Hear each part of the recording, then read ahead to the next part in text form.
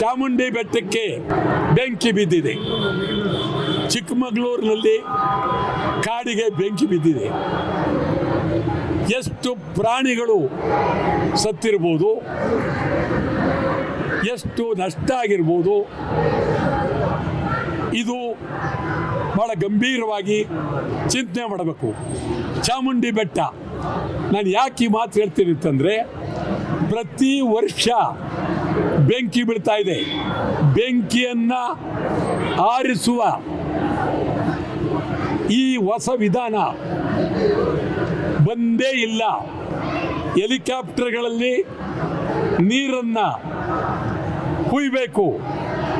ಹೆಲಿಕಾಪ್ಟರ್ಗಳನ್ನು ಅರಣ್ಯ ಇಲಾಖೆ ರೆಡಿ ಇಟ್ಕೊಳ್ಬೇಕು. ಈ ಕಾಡ್ಗಿಚ್ಚು ಪ್ರತಿ ವರ್ಷ ಬರುತ್ತೆ. ಈ ಕೆಲಸವನ್ನು ಮಾಡಲೇಬೇಕು. ಭಾಳ ಗಂಭೀರವಾದ ಪರಿಸ್ಥಿತಿ.